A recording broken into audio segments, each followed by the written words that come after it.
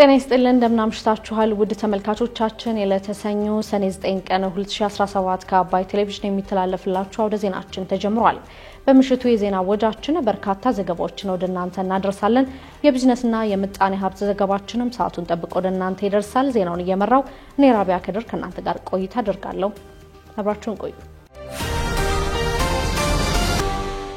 በመጀመሪያው ክፍለ ጊዜ መረጃ ጥንቅራችን ሌተናል ጀነራል ታደሰ ወረደ የትግራይ አጎራባች አካባቢዎችን ሁኔታ በመረዳት የክልሉን ነዋሪ ደህንነት ለማረጋገጥ መስራት እንደሚገባ መናገራቸውን ከዓመታት በፊት ለግብጽ ወግነው የነበሩ ትራምፕ የግብጽና ኢትዮጵያን ግጭት ማስቆም ችያለው ማለታቸውን እንዲሁም ነጻነትና እኩልነት ፓርቲ በማዕከላዊ ኢትዮጵያ ክልል የ8ኛ ክፍል የማህበራዊ ሳይንስ ፈተና ላይ ተፈጽሟል ያለውን ጥሰት ማውገዙን የተመለከቱ መረጃዎችን ይዘናል።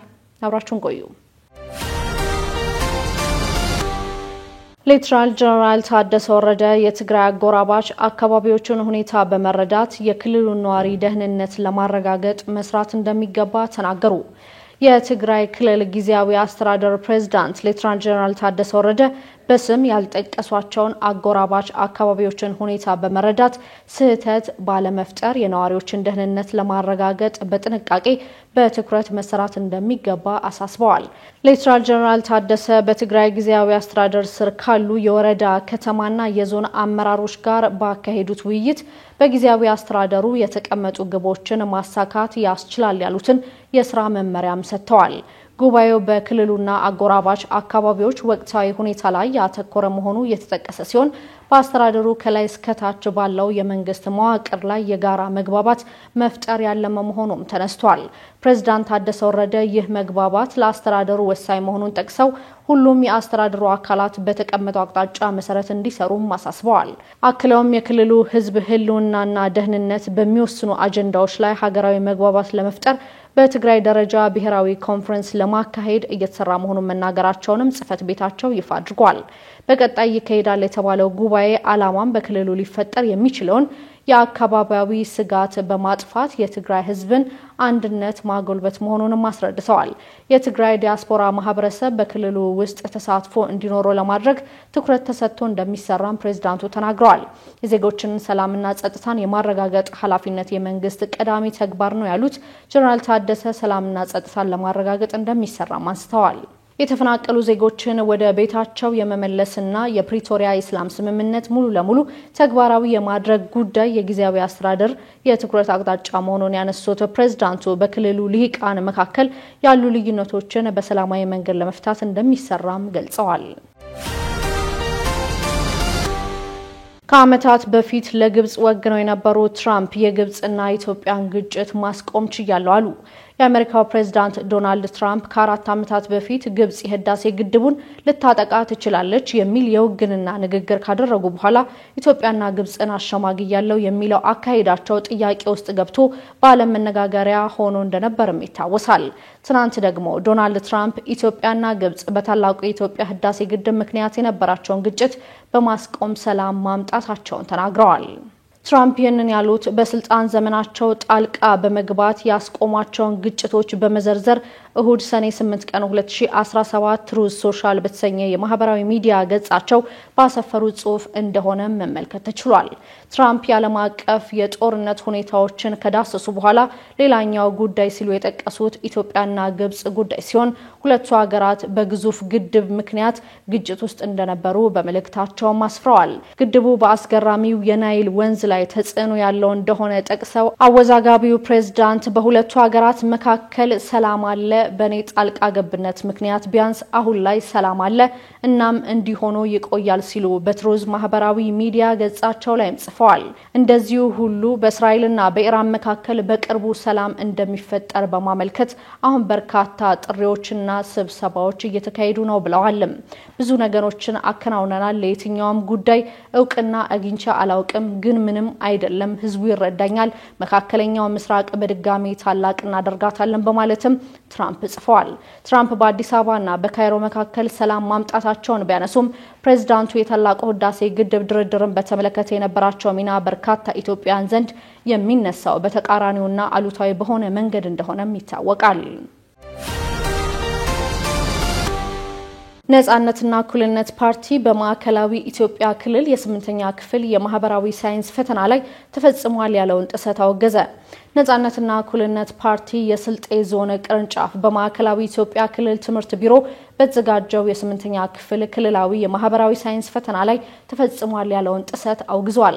በፈተናው ጥያቄ ቁጥር 17 እንዲሁም በቢና ዲ አማራጮች ውስጥ ሃይማኖትን የሚያንቋሽሽ ለተሻሻለ ህግ ዕውቅና የሚነፍግ አይነት ይዘት ያለው ሐሳብ ተካቷል ያለው የፓርቲው መግለጫ ይህ አሳፋሪ ድርጊት አጥብቀን እናወግዛለን ብሏል። ፓርቲው በገጹ ላይ ባወጣው የምስል መረጃ የፈተናው ጥያቄው ክርስትና ከእስልምና የሚለየው በምን ነው የሚል ይዘት ያለው ጥያቄ መስፈሩንም መመልከት ተችሏል። የነገ ሀገር ተረካቢዎችን በእውቀትና በግብረ ገብ በመኮትኮት የተዛቡ ትርክቶችን ከማረምና በእውነትና በእውቀት ላይ የተመሰረተ የዜጎችንና የሃይማኖቶችን እኩልነት መከባበር እንዲኖር የሚያስችል ትምህርት ከማስተማር ይልቅ በአግላይ አስተሳሰብና በተንሸዋረረ እይታ ይህ በመሆኑ አሳስቦናል ሲልም ገልጿል። መግለጫው አክሎም አሁን በዚህ አስተሳሰብ ውስጥ ያሉ በትምህርት ስርዓቱ ውስጥ መኖራቸው የፈተና ዝግጅቱ በግልጽ ያመላከተ ነው ሲልም ጠቅሷል።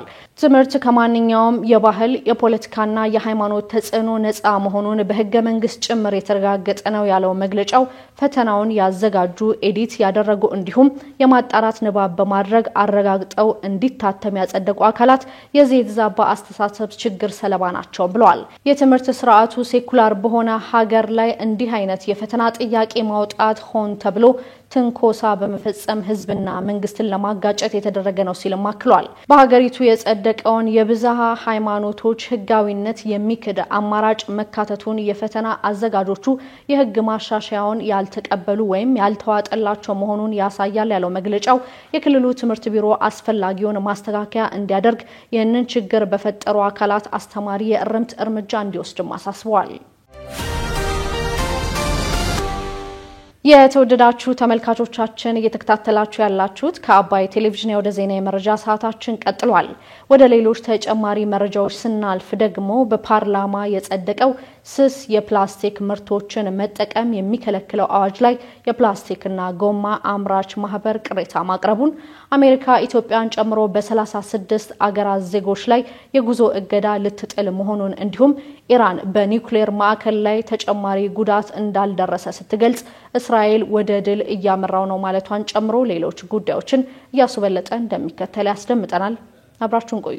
በፓርላማ የጸደቀው ስስ የፕላስቲክ ምርቶችን መጠቀም የሚከለክለው አዋጅ ላይ የፕላስቲክ ጎማ አምራቾች ማህበር ቅሬታ ቀረበ።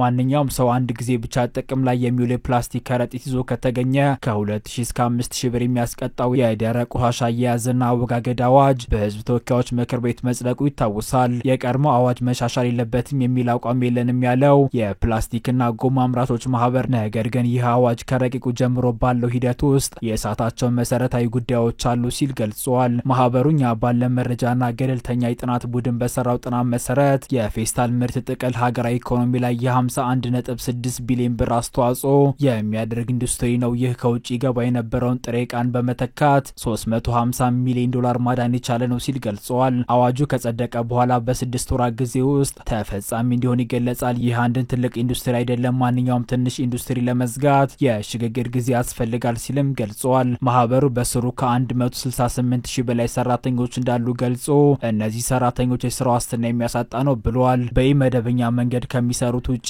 860 የተመዘገቡ የፕላስቲክ አምራች ድርጅቶች አሉ። ይህም ጥቅል ካፒታላቸው 58.8 ቢሊዮን ብር ይገመታል ብለዋል። ይህን የሚያክል ሴክተር ከኢኮኖሚ በዚህ አጭር ጊዜ ውስጥ ውጣ ሲባል ባለሀብቱን ከፋብሪካ ባለቤትነት በንጋታው ወደ ተመጽዋችነት እንዲሁም በስሩ ያቀፋቸው በመቶ ሺዎች የሚቆጠሩ ዜጎችን ወደ ስራ አጥነት ማሸጋገር ነው ማለቱን ቲክቫ ዘግቧል። በየሰፈሩ የተለያዩ ፕላስቲክ ምርቶችን እየለቀሙ ወደ ፋብሪካ የሚያቀርቡና ትራንስፖርት የሚሰጡ አሉ። ይሄ ጥሬ ዕቃን መልሶ የመጠቀም ሂደት ላይ አብዛኛው የምንጠቀመው እኛ ነን። በዚህ ሂደትም በአመት 441,228.8 ቶን ቆሻሻን መልሶ ጥቅም ላይ የሚያውል ኢንዱስትሪ ነው ሲል አስረድቷል። በረቂቅ ሂደቱ ላይ እነዚህ ነጥቦች እንዴት አድርጎ ሊመለከታቸው እንደተዘጋጀ ሳያስቀምጥ ለምክር ቤቱ ቀርበው መጽደቁ አምራችን ሆነ ማህበራችንን እጅግ ያሳዘነ ነው ማለቱን ዘገባው አክሏል። አሜሪካ ኢትዮጵያን ጨምሮ በ36 ሀገራት ዜጎች ላይ የጉዞ እገዳ ልጥል መሆኑን ተገለጸ። አሜሪካ ኢትዮጵያን ጨምሮ በ36 ሀገራት ዜጎች ላይ የጉዞ እገዳ ልጥል መሆኑን ሮይተርስና ዋሽንግተን ፖስት የተመለከቱት የአገሪቱ ውጭ ጉዳይ መስሪያ ቤት ውስጣዊ ሰነድ በመጥቀስ ዘግበዋል። በውጭ ጉዳይ ሚኒስትሩ ማርኮ ሩቢዮ የተፈረመው ለዲፕሎማቶች የተዘጋጀው ሰነድ ላይ በቀጣይ ዜጎቻቸው ላይ ሙሉ ወይም በከፊል እገዳ ሊጣልባቸው የታሰቡት 36 ሀገራት ዝርዝር የሰፈረ ሲሆን አገራቱ የእገዳ ተግባራዊ ከመሆኑ በፊት የሚጠበቅባቸውን መመዘኛዎችንና ማስተካከያዎች እንዲያደርጉ የ2 ወራት ጊዜ እንደሚሰጣቸው ተጠቅሷል። ባለፈው ሳምንት ማብቂያ ላይ ለሚመለከታቸው ዲፕሎማቶች ሰነዱ መሰራጨቱን ያስታወቀው የሮይተርስ ዘገባ በሰነዱ ከተጠቀሱ 36 ሀገራት መካከል 25 ከአፍሪካ ሲሆኑ ኢትዮጵያም አንዷ መሆኗ ተገልጿል። 25 የአፍሪካ ሀገራት ከተካተቱበት የእገዳ ውሳኔ ሐሳብ ከቀረበባቸው የአፍሪካ ሀገራት መካከል ኢትዮጵያ፣ ጂቡቲ፣ ደቡብ ሱዳን፣ ግብጽ፣ ኡጋንዳ፣ ታንዛኒያና ናይጄሪያ እንደሚገኙባቸው ዘገባው ጠቅሷል። አገራቱ የዜጎችን ማንነት ለመለየት የሚያስችል አስተማማኝ ሰነዶችን ለማቅረብ ብቃት ማነስና ተባባሪ ያለመሆን፣ የፓስፖርታቸው ደህንነት አጠያያቂ መሆን፣ ከአሜሪካ እንዲወጡ የታዘዙ ዜጎቻቸውን ለመቀበል አመቺ ሁኔታን ለመፍጠር ተባባሪ ያለመሆን እንዲሁም ቪዛ አግኝተው ወደ አሜሪካ የገቡ ዜጎቻቸው ለመቆየት ከተፈቀደላቸው ጊዜ በላይ መቆየታቸውን ለእገዳው ሰበብ ምክንያት ከሆኑት ውስጥ እንደሚገኙበትም ተጠቅሷል። በተጨማሪም የሀገራቱ ዜጎች በአሜሪካ ውስጥ በተፈጸሙ የሽብር ተግባራት ውስጥ ተሳታፊ መሆናቸውን ወይም ጸረ ሴማዊና ጸረ አሜሪካ በሆኑ እንቅስቃሴዎች ውስጥ ተሳታፊ መሆን ለእገዳው ምክንያት መሆኑ በሰነዱ ላይ ተጠቅሷል። ነገር ግን በሰነዱ ላይ ለእገዳ ምክንያት ሆነው የቀረቡ ጉዳዮች ሁሉንም ሀገራት የሚመለከት ሳይሆን እንደየሀገራቱ ሁኔታና ዜጎች ተሳትፎ የሚለያይ መሆኑ ተጠቅሷል። ባለፈው ግንቦት ወር መጨረሻ ላይ ከሰኔ 1 2017 ጀምሮ ተግባራዊ የተደረገው የ12 ሀገራት ዜጎች ወደ አሜሪካ እንዳይገቡ የሚያደርግ እገዳ መጣሉ ይታወሳል። በጉዲፈቻ ልጅ ለሚያሳድጉ ወላጆች የወሊድ ፍቃድ መብት እንዲሰጣቸው ስለ እናት በጎ አድራጎት ድርጅት ጠየቀ። በደቡብ አፍሪካ የሶዌቶ ከተማ ውስጥ የተፈጠረውን አስከፊ ሐዘን ለማሰብ በሚል በየዓመቱ ሰኔ 9 የአፍሪካ ህጻናት ቀን የሚከበር ሲሆን ዘንድሮም በኢትዮጵያ ለ34ኛ ጊዜ በአፍሪካ ደግሞ ለ35ኛ ጊዜ ተከብሮ ውሏል። ቀኑን በማስመልከት ስለ እናት የበጎ አድራጎት ድርጅት በትላንትናው ዕለት በድርጅቱ ግቢ ውስጥ የአፍሪካ ህጻናት ቀንን ያከበረ ሲሆን በሁነቱም ከፍተኛ የመንግስት የሥራ ኃላፊዎች ጥሪ የተደረገላቸው እንግዶችን ጨምሮ የሚመለከታቸው አካላት ተገኝተዋል። ስለ እናት በጎ አድራጎት ድርጅት ላለፉት 23 ዓመታት በተለያዩ የሀገሪቱ አካባቢዎችና አሁን ላይ ደግሞ በአዲስ አበባና ሻሸመኔ ከተማ ላይ ወላጆቻቸውን በተለያዩ ምክንያት ላጡ ህጻናትና አቅመ ደካማ ቤተሰቦች እየደገፈ የሚገኝ ድርጅት መሆኑን የድርጅቱ ዋና ስራ አስፈጻሚ አቶ ያሬድ አብዱ በመድረኩ ላይ ገልጸዋል። አክለውም በ23 ዓመታት ውስጥም ከ4500 በላይ ለሆኑ ህጻናት ድርጅቱ መደገፉን ተናግረው በአሁኑ ሰዓት ደግሞ በአጠቃላይ 1700 ህጻናት በተለያየ መንገድ እየደገፈ እንደሆነ ጠቅሰዋል። ድርጅቱ ህጻናቱን በማዕከሉ ከማሳደግ ባለፈ አማራጭ የድጋፍ አይነት እንደሚጠቀም አቶ ያሬድ ጠቅሰው በዚህም ህግና ስርዓትን ተከትሎ በጉዲፈቻ ልጅ ለሚያሳድጉ ወላጆች መስጠት እንዲሁም ህጻናት በቤተሰቦቻቸው ውስጥ እያሉ ጭምር የተለያዩ ድጋፎች እንደሚያደርግም አስታውቀዋል። ስለ እናት በጎ አድራጎት ድርጅት ረጂና አሳዳጊ የሌላቸውን ህጻናት እንዲንከባከብ ብዙ ጥያቄ እንደሚቀርብለት ተናግሮ ይሁን እንጂ በአቅም ውስንነት የተነሳ የሚቀርብለትን ጥያቄ በሙሉ ለመቀበል እንደሚቸገር አቶ ያሬድ ጠቅሰዋል። በዚህም የመንግስት አካል የግል ድርጅቶች እንዲሁም ማህበረሰቡ የኢትዮጵያ ህጻናት የራሳቸው ቀን እንዲኖራቸው ማድረግና በጉዲፈቻ ወላጅ ለሚሆኑ ሰዎች የህጻናቱን ጥቅም የሚያስከብር መመሪያ በቤተሰብ ህጉ ላይ እንዲካተትልን ሲሉ ጠይቀዋል። በጉዲፈቻ ልጅ ለሚያሳድጉ ወላጆች የአሰሪና ሰራተኛ ህግ ለመንግስትና ለግል ሰራተኞች የወሊድ ፍቃድ መብት እንደሚሰጣቸው ሁሉ በጉዲፈቻ ወላጅ ለሚሆኑ ወላጆች ይህ ህግ ለህፃናቱ ጥቅም እንኳን ተብሎ በቤተሰብ ህጉ ላይ ጭምር ቢስተካከል ብለን በአጽንኦት እንጠይቃለን ማለት ነው። እንዲሁም በሌሎች ሀገራት ለጉዳዩ ትኩረት በመስጠትና ህፃናቱን በቤተሰብ ቅርጽ ውስጥ እንዲያድጉ ለማድረግ የታክስ ቅነሳን በማድረግ ወላጆችን የሚያበረታታ ይህንን ልምድም እንደ ተሞክሮ ወስዶ በጥሩ ጥናት ላይ የታገዘ አድርጎ መንግስት መጠቀም ቢችል ለጉዳዩ ትልቅ ትኩረት እንደሰጠው ሊሰጠው እንደሚችል እናስባለን ማለት ነው።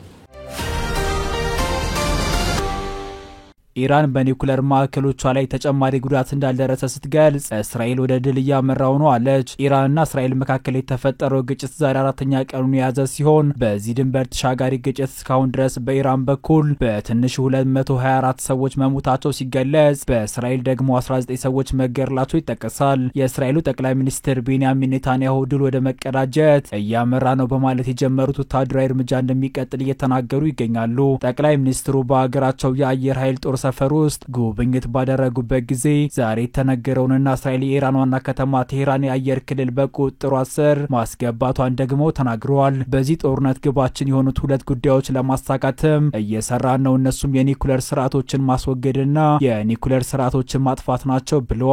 በሌላ በኩል እስራኤል ባለፈው አርብ ከፈጸመችው ጥቃት በኋላ ናታንዝና ፎርዶ በተባሉ የኢራን ኒኩሌር ማዕከላት ላይ ተጨማሪ ጉዳት አለመድረሱን የተባበሩት መንግስታት የኒኩሌር ተቆጣጣሪ መስሪያ ቤት ኃላፊ ተናግረዋል። ኃላፊው ለተቋማቸው የቦርድ አስተዳዳሪዎች እንደተናገሩት በሁለቱ የኢራን ኒኩሌር ማዕከላት ዙሪያ ያለው የጨረራ መጠን መደበኛ ነው ብለዋል። ይህ በእንዲህ እንዳለ የኢራን ውጭ ጉዳይ መስሪያ ቤት ቃል አቀባይ እስማኤል ባጌል ኬርማንሻህ በተባለች ከተማ ውስጥ የሚገኘው ፋራቢ ሆስፒታል በኢራን ጥቃት ኢላማ ሆኗል ብለዋል። ቃል አቀባዩ በኤክስ ገጻቸው ላይ ባሰፈሩት ጽሑፍ በሆስፒታሉ ላይ የተፈጸመው ጥሰት ከባድ የዓለም አቀፍ ሕግ ጥሰትና የጦር ወንጀል ነው በማለትም ከሰዋል። የኢራኑ ፕሬዝዳንትም ኢራናውያን ኢራን የገጠማትን የወንጀለኞች ጥቃት በጋራ እንዲጋፈጡ በአንድነት እንዲቆሙና እንዲጸኑ ጥሪ አቅርበዋል። ኢራን የኒኩሌር ድርድር የሚቀጥል ከሆነ አሜሪካ የእስራኤልን ጥቃት እንድታወግዝም ጠይቃለች። ከአባይ ቴሌቪዥን የምሽት ዘገባዎቻችን እንደቀጠሉ ናቸው። ውድ ተመልካቾቻችን አሁን ደግሞ የቢዝነስና ምጣኔ ሀብት ጉዳዮች የሚቀርቡበት ሰዓት ላይ ደርሰናል። መረጃዎቹን ሀና ፍስሐ ይዛለች። ተከታትለን እንመለስ። በድጋሚ አብራችሁን ቆዩ።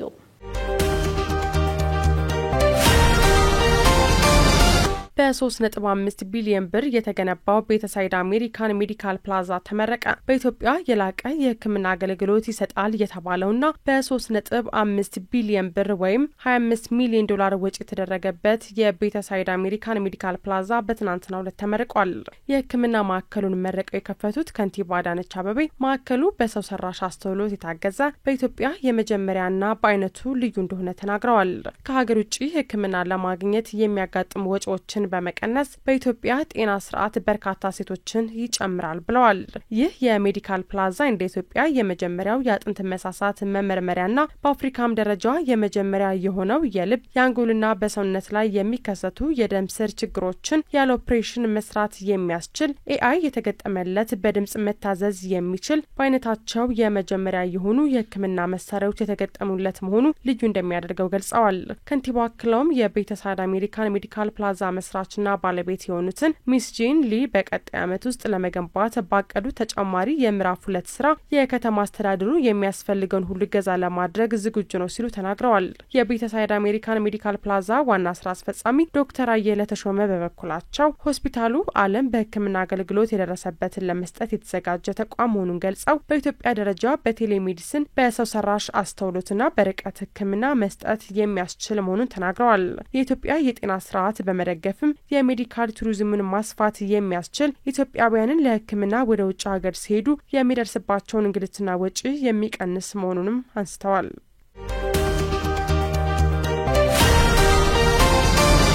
ብሔራዊ አየር መንገድና ግብርና ትራንስፎርሜሽን ኢንስቲትዩት የኬሚካል ርጭት አገልግሎት ለማቅረብ የሚያስችል ስምምነት ተፈራረሙ። ብሔራዊ አየር መንገድና በኢትዮጵያ ግብርና ትራንስፎርሜሽን ኢንስቲትዩት መካከል የኬሚካል ርጭት አገልግሎት ለማቅረብ የሚያስችል ስምምነት ተካሂዷል። የግብርና ሚኒስቴር ለበረሃ አንበጣና ሌሎች ተባዮች አሰሳ ቁጥጥርና መከላከል የገዛቸውን 5 አውሮፕላኖች የሚያስተዳድረው ብሔራዊ አየር መንገድ በትርፍ ሰዓት የጸረ ተባይ ርጭት አገልግሎት እየሰጠ እንደሚገኝ አስታውቋል። በተያዘው የምርት ዘመን ለኢትዮጵያ ግብርና ስራዎች ኮርፖሬሽን፣ ለኦሮሚያ ምርጥ ዘር ኢንተርፕራይዝ እንዲሁም ሌሎች ተቋማት በአየር ላይ የሰብል ጸረ ተባይ ኬሚካል ርጭት በኢትዮጵያ ግብርና ትራንስፎርሜሽን ኢንስቲትዩት ለሚታገዙ ሰፋፊ የኩታ ገጠም እርሻዎች ሲሰጥ መቆየቱንም አስታውቋል። ከመንግስት የ5 ዓመት ኮንትራት በመውሰድ በኢትዮጵያ የሚከሰቱ የአንበጣ ግሪሳና ሌሎች ተባዮችን ኬሚካል ርጭት በማከናወን እየሰራ የሚገኘው ናሽናል ኤርዌይስ እነዚህ ስጋቶች በሌሉበት ወቅት አውሮፕላኖቹ ገቢ እንዲያስገኙ ለማስቻል እንዲሁም ምርትና ምርታማነትን ለማሳደግ የተለያዩ ስራዎችን እየሰራ እንደሚገኝ ገልጿል። አውሮፕላኖች በትርፍ ጊዜያቸው ገቢ እንዲያመጡ ለማድረግ በተሰራ ስራም ከኢንተርፕራይዞች ብቻ ወደ 200,000 ኩንታል የሚጠጋ ምርት ጭማሪ መገኘቱን የናሽናል ኤርዌይስ ዋና ስራ አስኪያጅ ካፒቴን አበራ ለሚ ተናግረዋል። ይህ ፕሮጀክት የተጀመረው ከዓመታት በፊት በኢትዮጵያ የተከሰተው የአንበጣ መንጋ በሀገር ላይ ከፍተኛ ኪሳራ ማድረሱን ተከትሎ መሆኑን ያነሱት የናሽናል ኤርዌይስ ዋና ስራ አስኪያጅ ገዛኸኝ ብሩ ወቅቱን ጠብቀው የሚከሰቱ የአንበጣ መንጋ፣ የግሪሳ ወፍና ሌሎች ተባዮች ለመከላከል እየተሰራ መሆኑን ተናግረዋል። ኤር ትራክተር A02 የሚባል አሜሪካ ሀገር የሚመረት አውሮፕላን እንዲገዛ ተወሰነ ማለት ነው። ይሄ አውሮፕላን ዘርፈ ብዙ ነው። ግብርና ላይ ይሰራል፣ የዱር እሳትን ማጥፋት ይችላል፣ ማዕድን የማሰስ ሰርቪሊያንስ የመስራት ነገር፣ የአየር ካርታ ብዙ ነገሮችን ይሰራል። ይሄ የሚሆነው ቴክኖሎጂና ፊቲንግ በማቀያየር ነው ማለት ነው። ስለዚህ እነዚህ ከተገዙ በኋላ እነዚህን አውሮፕላን ዘመናዊ እንደመሆናቸው መጠን ይሄንን አውሮፕላን ሊያብር የሚችልና ኦፕሬት ሊያደርግ የሚችል በማብረር ደረጃ አገር ውስጥ ሰው ስለሌለ ከውጭ ማምጣት ነበረ። አውሮፕላን ደግሞ በባህሪው ወጪው ብዙ ነው። በየጊዜው ጥገና አለው፣ በየጊዜው የምታስተካክላቸው ነገሮች አሉ። ስለዚህ ያ ወጪ ትልቅ ስለሆነ ይሄንን ወጪ በቀጣይነት በራሱ ገቢ ያስገባ መሸፈን እንዲችል መንግስት አቅጣጫ ተቀመጠ ማለት ነው። በዛ መሰረት ፊዚቢሊቲ ስቴዲ ተጠንቶ እነዚህ አውሮፕላኖች የተገዙበትን ዋና ዓላማ እየተወጡ በትርፍ ጊዜያቸው ሌላ ስራ መስራት እንደሚችሉ ከተረጋገጠ ማለት ነው። ስለዚህ አውሮፕላኑን የምናስተዳድረው እኛ ራሳችን ስለሆነ ይሄንን ውል ደግሞ በትርፍ ጊዜ እነዚህ አውሮፕላኖች በአገር ውስጥ በውጭም እንዲሰሩ የኤሪያል ኮመርሻል አግሪመንት ተሰጠን ማለት ነው። አሁን ዛሬ ያቀረበው የነበረው ፕሮግራም ድሮ ከሳውዝ አፍሪካ ከኬንያ በውጭ ምንዛሪ የሚመጡ አውሮፕላኖች ናቸው። እነሱን አስቀረን። ከማስቀረትም ባለፈ ደግሞ በጥሩ ሁኔታ ርጭት በመረጨቱ ስትደምረው ከግብርና ስራዎች ኮርፖሬሽን ከኦሮሚያ ምርጥ ዘር ኢንተርፕራይዝ ከግሎቹ ጋር ስትደማምር በምርት ጭማሪ ብቻ ወደ 200,000 ኩንታል አካባቢ ተመዝግቧል። አውሮፕላኖቹና ብሔራዊ አየር መንገዱ ከግብርና ሚኒስቴር ተቀብሎ እየሰራ ስላለው ስራም ዋና ስራ አስኪያጁ ተከታዩን ብለዋል። እነዚህ አውሮፕላኖች በጣም ፈጣን አቅምም ስላላቸው በአንድ ጊዜ እስከ 100 ሄክታር በአንድ ሎድ ማለት ነው 30 በርሜል ኬሚካል ይዞ መነሳት ስለሚችሉ ያ ውጤት ተመዘገበ ማለት ነው። ስለዚህ እኛ ሁለት ስራ ነው የምንሰራ። አውሮፕላኑን እናስተዳድራለን፣ ለበረራ ዝግጁ እናደርጋለን። ኢትዮጵያ ሲቪል አቪዬሽን ባለስልጣን በሚያስቀምጠው መስፈርት መሰረት ይህንን በማድረግ አንበሳ ሳይመጣ በፊት እናስሳለን። ከተከስካየን ደግሞ እንቆጣጠራለን። የግሪሳ ወፎችን በየሪፍት ቫሊ ወደ ትግራይ፣ አማራ ክልል፣ ሶማሌ ክልል ላይ ተከሰቱንም ስንከላከል ነበረ። በትርፍ ጊዜ ደግሞ ለግል እንደገና ለመንግስት ልማት ድርጅቶች የግብርና ስራዎችን እንሰራለን። ውጪም ደግሞ ወጥቶ የእሳት ማጥፋት የዱር እሳት ማጥፋት ስራ እንሰራለን። ሞቢሊቲ 50 የኤሌክትሪክ ተሽከርካሪዎችን ለደንበኞቹ አስረከበ። ሞቢሊቲ ከድጋፍ ማይክሮ ፋይናንስ ጋር በመተባበር ለአምስተኛ ዙር የመኪና ርክክብ አድርጓል። ያሳለፍነው ቅዳሜ ሰኔ 7 ቀን 2017 ዓ.ም ድጋፍ ማይክሮ ፋይናንስ ቆጥበው ሲጠባበቁ የነበሩ ለብድር ብቁ የሆኑ 50 ደንበኞችን የአምስተኛውን ዙር የቢዋይዲ መኪኖችን ርክክብ አድርጓል። ሞቢሊቲ ከቢዋይዲ ሲጉል፣ ቢዋይዲ ኢቱ፣ ቢዋይዲ ዩአን አፕ፣ ቢዋይዲ ዩአን ፕላስ እና ቢዋይዲ ሶንግ ፕላስ መኪኖችን በ50 በመቶ ቅድመ ክፍያ ብቻ ቀሪውን ከድጋፍ ማይክሮ ፋይናንስ ጋር በመተባበር በ16.5 በመቶ ወለድ ለደንበኞቹ እያቀረበ እንደሚገኝ በመርሃ ግብሩ ላይ ተገልጿል። በዚህም መሰረት ከሞቢሊቲ ጋር የመኪና ግዢ ፈጽመው ሲጠባበቁ ከነበሩት ውስጥ ለ50 ደንበኞች የቁልፍ ማስረከብ ስነ ስርዓት ባሳለፍነው ቅዳሜ ያከናውኗል። ሞቢሊቲ በአራተኛ ዙር ያስረከባቸው ደንበኞች ለፈለጉት የተለያየ ዓላማ በቃሉ መሰረት ስለደረሰላቸው ልዩ ምስጋና አቅርበዋል። ተቋሙ በቀጣይም የተለያዩ የኤሌክትሪክ መኪኖችን ከድጋፍ ማይክሮ ፋይናንስ ጋር ለማቅረብ ዝግጅቱን መጨረሱን አስታውቆ በ4 ዓመት የብድር ክፍያ መመለሻ ጊዜ ያቀረበውን የአጭር ጊዜ የሚቆይ ልዩ ቅናሽ ሪፌንት በሚገኘው ዋና ሾሩም እንዲሁም መስቀል ፍላወርና ሐዋሳ ፒያሳ ሩት ገበያ በሚገኙት ቅርንጫፎች በመገኘት ደንበኞቹ ተጠቃሚ እንዲሆኑ ጥሪውን አቅርቧል። በሁነቱ ላይ የተገኙት የድጋፍ ማይክሮ ፋይናንስ ቺፍ የዲጂታል ትራንስፎርሜሽንና የፓርትነርሺፕ ኦፊሰር አቶ አመን ሲሳ በበኩላቸው ተቋማቸው ከ2,000 ብር ጀምሮ የተለያዩ መጠን ያላቸውን ብድር ለደንበኞቻቸው በማቅረብ ከተለያዩ ተቋማት ጋር በቅንጅት መስራታቸውን ገልጸው በዚህ መድረክም ከሞቢሊቲ ጋር የ50% የመኪና ብድር በ16% ወለድ እየሰጠ መሆኑን ጠቁመዋል። ስትከታተሉት የነበረው የዕለተ ሰኞ ሰኔ 9 ቀን 2017 የምሽቱ የመረጃ ሰዓታችን ይህንን ይመስል ነበር። ውድ ተመልካቾቻችን አብራችሁን ስለነበራችሁ ከልብ እናመሰግናለን። በያላችሁበት መልካም ምሽት